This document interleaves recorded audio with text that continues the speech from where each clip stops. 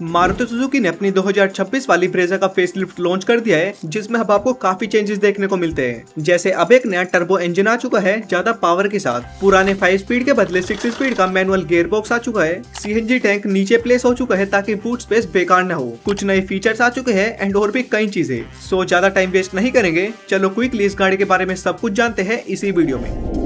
तो सबसे पहले बात करते हैं नई ब्रेजा के इंजन और पावर ट्रेन के बारे में, जिसमें सबसे ज्यादा और बड़े चेंजेस हुए हैं। तो आपको पता होगा कि अभी तक ब्रेजा में सिर्फ एक ही इंजन ऑप्शन आता था, एक 1.5 लीटर का नेचुरली एस्पिरेटेड पेट्रोल इंजन जो 103 हॉर्स पावर और 139 Nm का टॉर्क निकालता है। और अब भी आपको ये इंजन ऑप्शन दिया गया है एज स्टैंडर्ड। हाँ, ये इंजन ऑप्शन आपको एज स्टैंडर्ड अभी भी मिलेगा, लेकिन जहाँ अभी तक कंपनी इसमें 5 स्पीड का मैनुअल गियर बॉक्स प्रोवाइड करती थी, जिससे कस्टमर्स काफी परेशान थे, क्योंकि सेगमेंट में बाकी सभी गाड़ियां 6 स्पीड एज स्टैंडर्ड प्रोवाइड करती थी। सो इसीलिए अब आपको नई ब्रेजा में 5 स्पीड के बदले 6 स्पीड का ही गियर बॉक्स मिलेगा, वो भी एज स्टैंडर्ड। यानी बेस मॉडल से लेकर टॉप मॉडल तक 6 स्पीड का ही गियर बॉक्स आएगा एंड 6 स्पीड का ऑटोमेटिक भी ऑफर्ड है पुराने वाले के जैसा ही। लेकिन भाई कस्टमर्स की एक और डिमांड थी सेगमेंट की बाकी सारी कार्स को देखते हुए कि ब्रेजा में भी एक टर्बो इंजन आ जाए। सो कंपनी ने वो भी सुन ली, यानी अब ब्रेजा में आपको एक नया 1 लीटर का booster jet direct injection turbo petrol engine offer किया गया है। वही सेम इंजन जो फ्रोंक्स के टर्बो वेरिएंट्स में भी आता है, जो इस ब्रेजा गाड़ी को 110 हॉर्स पावर और 170 Nm का टॉर्क निकाल कर देता है। यानी इसके अन्य इंजन के मुकाबले ज्यादा पावरफुल और पंची है। हालांकि इसकी भी एक डाउन साइड रख दी कंपनी ने, या कमी कह लो, कि इस टर्बो इंजन के साथ आपको कोई भी ऑटोमेटिक ऑप्शन देखने को नहीं मिलेगा। मींस अगर आपको 1 लीटर टर्बो इंजन में ही ब्रेजा लेनी है तो आपके पास केवल मैनुअल का ऑप्शन ही बचता है, ऑटोमेटिक का नहीं। वो केवल आपको अन्य इंजन के साथ ही मिलेगा। कंपनी ने इस अन्य इंजन वाली ब्रेजा में एक और चेंज किया है एंड वो पर्टिकुलर चेंज है सीएनजी वाले लोगों के लिए। यानी जिसको सीएनजी में ब्रेजा लेनी है और पहले बूट स्पेस नहीं बचता था सिलेंडर की वजह से, तो अब उनकी वो प्रॉब्लम सॉल्व हो चुकी है, जिसमें अब इसका सीएनजी टैंक गाड़ी के नीचे जा चुका है, यानी under body CNG tank, same जैसे इन्होंने अपनी विक्टोरियस सीएनजी में भी दिया था, जिसमें अब आपको सीएनजी भी मिलेगी और बूट स्पेस भी।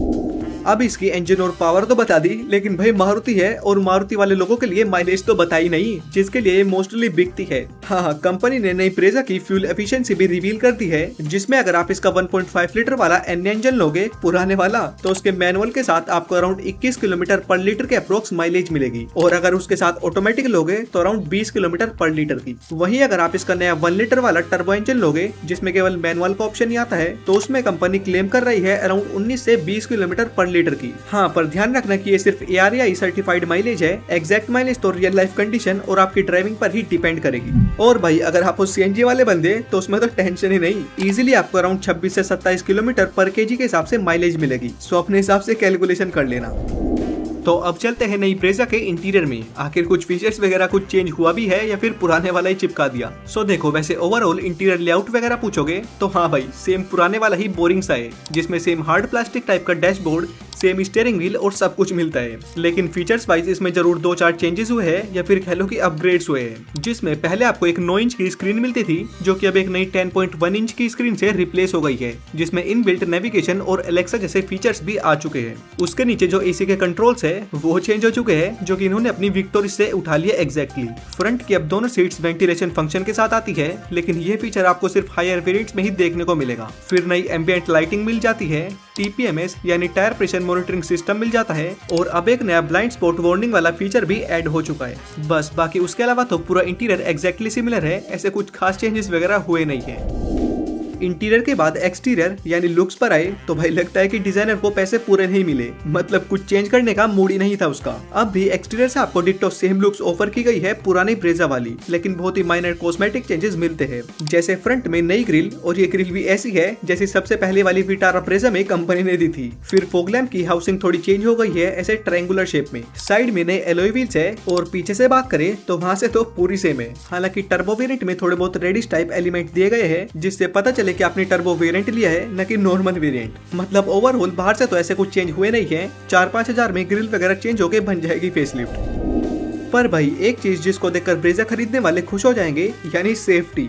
यस, कंपनी ने ब्रेजा फेसलिफ्ट को भेजा था BNCAP यानी भारत NCAP में क्रैश टेस्टिंग के लिए। वैसे टू बी ऑनेस्ट BNCAP पर मुझे इतना भरोसा है नहीं, इनके पास जो भी गाड़ी गई है सबको 4 या 5 स्टार देकर भेजा है, चाहे वो डिजायर हो, बलिन हो या फिर कोई भी गाड़ी। एनीवेज, तो नई ब्रेजा को BNCAP में मिली है फुल 5 स्टार की सेफ्टी रेटिंग। हाँ भाई, फुल 5 स्टार, जो कि अगर एक्चुअल में हुआ तो काफी बढ़िया बात है। सेफ्टी मस्ट है, फीचर्स वगैरह तो बात की बात है।